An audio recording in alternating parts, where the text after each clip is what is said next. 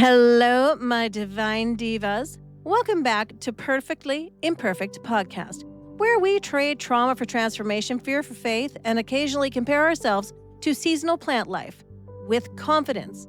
Before we dive into today's rebirth moment, if this podcast has ever reminded you of your strength, your light, and your worth, please follow, subscribe, leave a review, and share with someone who might be stuck in winter, because healing spreads faster than frost. Alrighty, let's talk about winter. Flowers in the winter. Rebirth is like flowers in the winter. On the surface, they look dead, still, empty, like unmoving shells of what they used to be. But underground, there is potential, there is preparation, there is quiet becoming. And then the spring comes. First, a teeny stem, then a couple of leaves, then some buds, a blossom. And if you tend it with love and care, they double in size. Then they flourish. They become something more beautiful than before. And this, my friends, is what radical change feels like in our lives. It is terrifying. Of course it is, because it's rebirth. Rebirth requires letting something die. Letting go of something that once felt like home, even if it was uncomfortable, even if it was dysfunctional, even if it was quietly suffocating you. Winter can feel familiar, but familiar does not mean flourishing. Let's do some inviting into spring. Here's the truth. Spring is eternal. Nothing changes until you invite it in.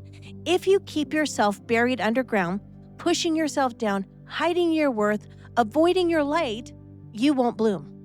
Not because you can't, but because you won't allow it. In my 52nd year, I've had many rebirths. In my early years, honestly, it felt like every 6 months. New trauma, new lessons, okay, I'm fine, guess we're evolving again. At one point, I felt like a rabbit with how often I was giving birth to a new version of myself. But here's the difference. After trauma, after every time I buried my head in the sand, I chose to dig myself out. I decided what was inside of me was worth fighting for. Not because I had more strength than you, not because I had more support, not because I had it easier. Trust me, I gave up on myself more times than you can shake a stick at. But I always came back. And so will you. Rebirth is natural. It's normal. It happens multiple times in a lifetime, sometimes multiple times in a year. Mini rebirths, major rebirths, are quiet internal shifts, letting go of ideals you clung to just because they were there. That's what I was taught, or whatever other reason we've given ourselves to hold on to them. Letting go of patterns that don't serve you. Letting go of identities that were survival tools, not your truth. A death of what no longer serves you is not a failure. It is growth. And growth is holy. It is sacred. It is beautiful. Okay, having said that, let's do a mantra moment. Let's bring it home. Place your hand on your heart and breathe with me. Have you ever noticed when you breathe with someone else, it's almost magical? All right, so repeat after me. I choose rebirth. I choose to live in continuous spring, recreating, growing, achieving the beauty in my life. I release my winters in love and light.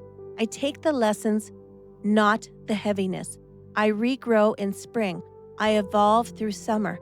I accept the wisdom of fall and winter. I love myself. I deserve amazing things. I invite in the spring, and so it is. Wow.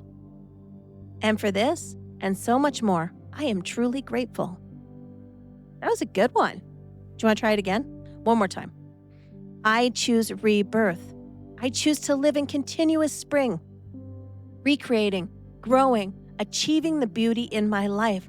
I release my winters in love and light. I take the lessons, not the heaviness. I regrow in spring. I evolve through summer, and I accept the wisdom of fall and winter. I love myself. I deserve amazing things. I invite the spring, and so it is. And for this and so much more, I am forever grateful. Amen. Man, that felt good. Okay, we got to have a journal time because that reflection thing and having something to go back to is ideal. The title at the top of your page should be When Winter Turns to Spring. Number 1, where in my life do I need to allow change? Number 2, what kind of changes am I looking for? And how will they benefit me? 3, I am holding on to. Is this truly serving me or is it fear? Number 4, what would I need to prepare in order to support myself through these changes? Number 5, do I need support from other people or resources? 6, how can I give myself grace if it takes longer than I expected? 7, what would spring look like for me emotionally? 8, write down 10 things you love about yourself and why you're worth blooming. Homework time, rebirth and reflection. My divine, incredibly deserving souls, this week I want you to look back, way back. Think of a time when you had a rebirth, when something had to end so better things could begin. What fear did you overcome? What did it feel like? What felt possible at the time? And how did you survive it?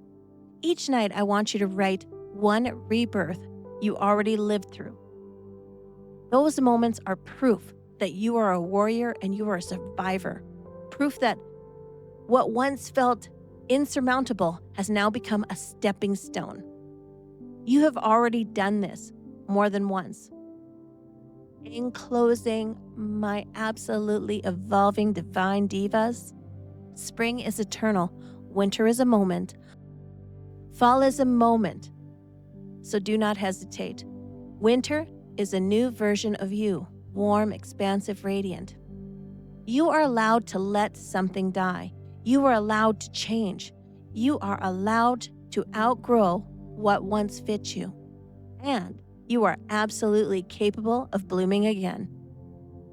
I believe that. And if I can, so can you. If today's episode spoke to you, like, subscribe, leave a review, and share it with somebody who's standing in winter.